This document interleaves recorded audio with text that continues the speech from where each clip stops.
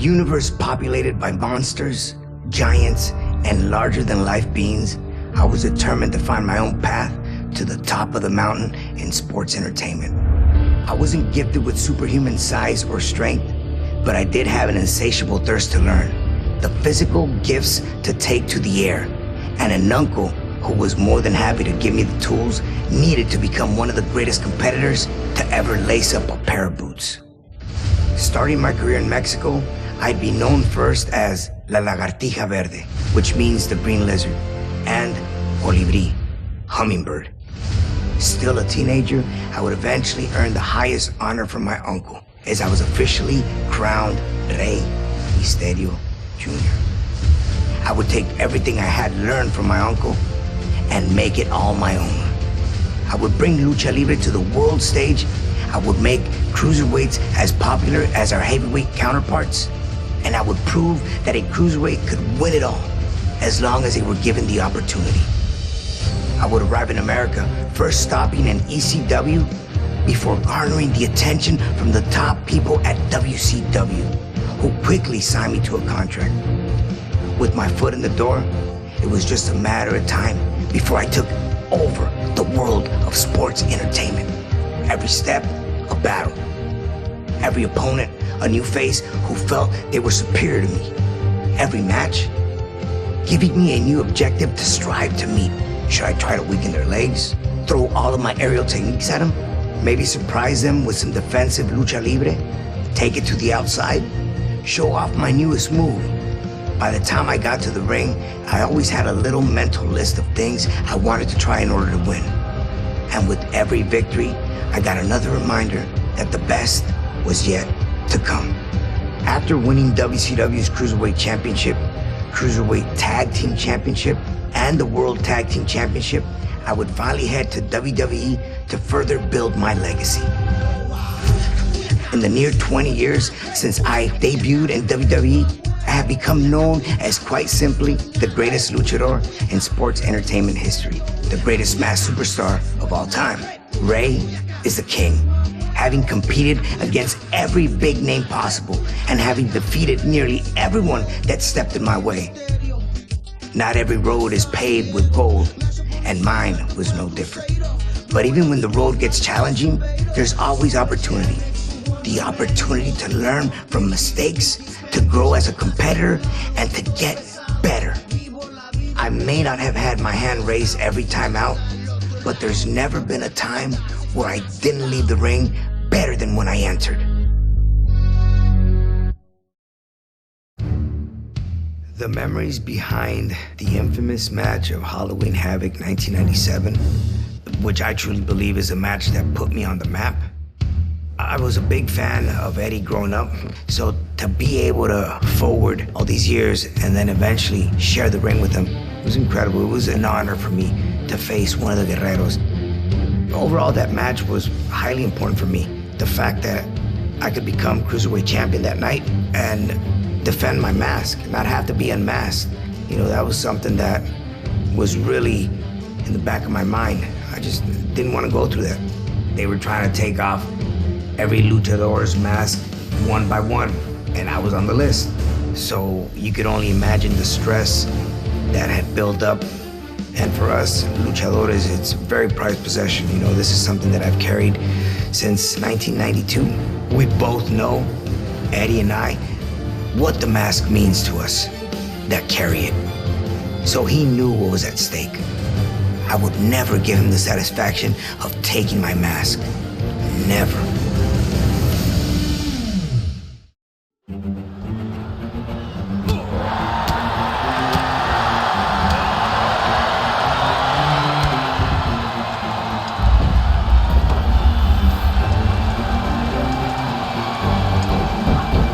We've been carrying everything, and I figured Eddie wouldn't see this coming. I have to be able to take some pain to dish out some more.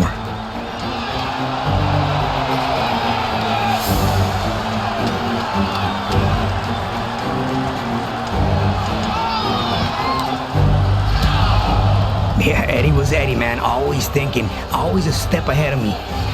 I just knew what was coming. I just felt a little too confident, you know, and he took me out viciously. You know, at the end of the day, it felt like this was just a nice reminder that it wasn't just a match. You know what I mean? I mean, Eddie was trying to stop me that night as I was trying to stop him.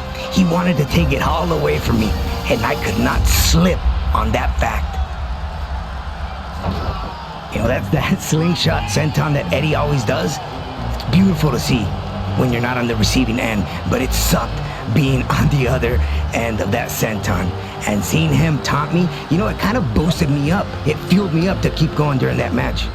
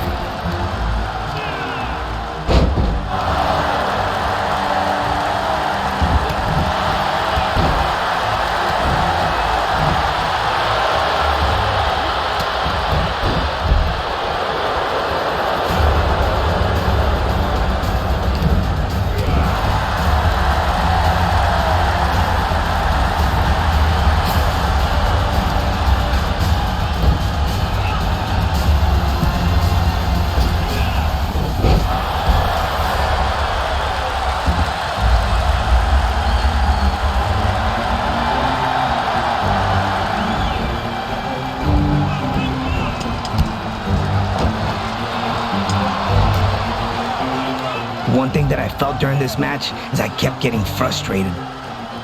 You know, thinking that I was in control, when in an instant, you're trying to catch your breath while you're on the floor.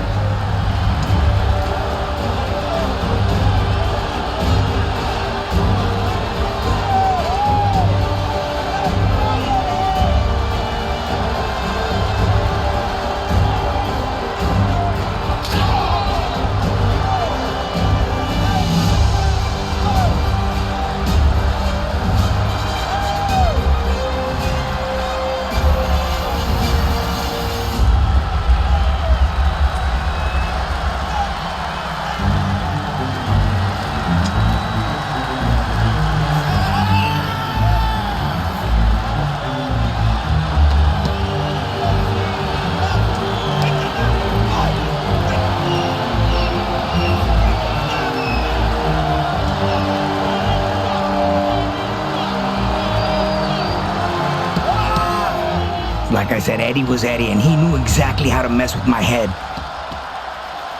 You know, I just remember thinking, not like this. I couldn't lose my mask to Eddie like this. So I had to keep going.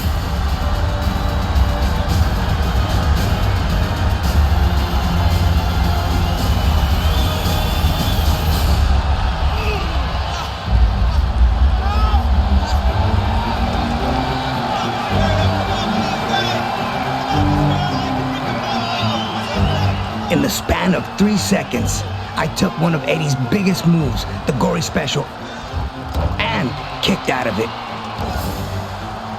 But then, I get a drop kick on the back of my head. I was starting to really wonder if I'd be able to win this thing, and was really getting desperate.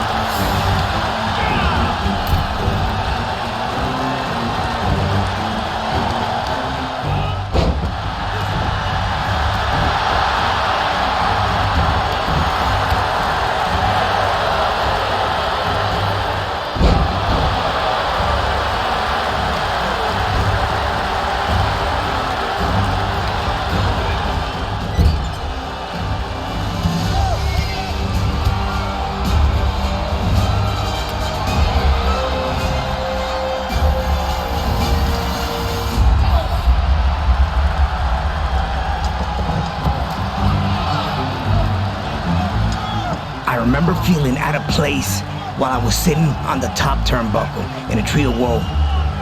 But I managed to shake off what Eddie was about to hit me with next.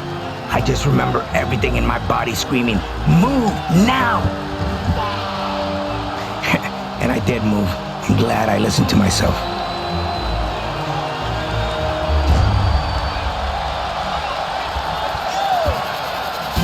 Some of my top signature moves is flying over the top rope onto the floor. You know, and I felt like Eddie had an answer for everything. Not this time. Thank goodness.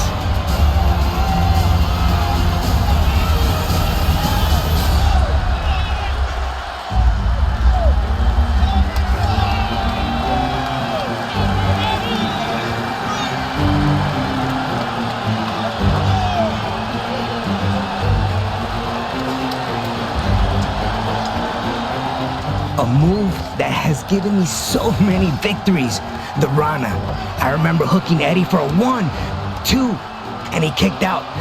I'm thinking to myself, what do I have to do to beat this guy? Incredible ring awareness. Respect.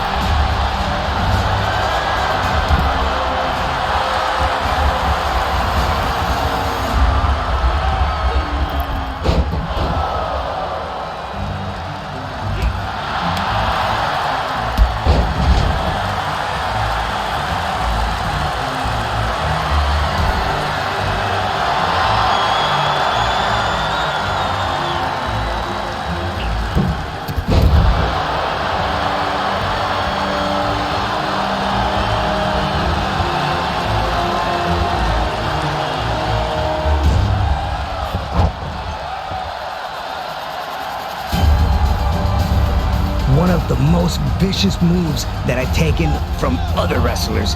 Eddie, being a master at this, the power bomb. I just remember the ref screaming, 1, 2, and I said, here's the time to kick your shoulder up, and did everything I could to break the count.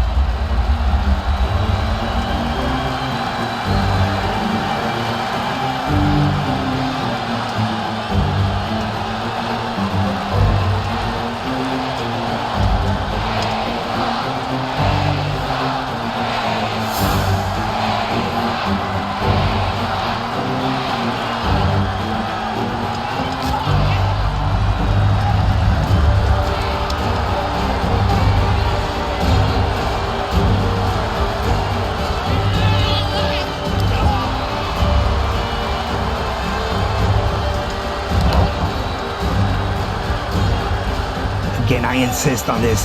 Eddie had an answer for everything. I think that's just because of the styles. We were very similar in styles. But this move right here, the backbreaker, very special in Lucha Libre.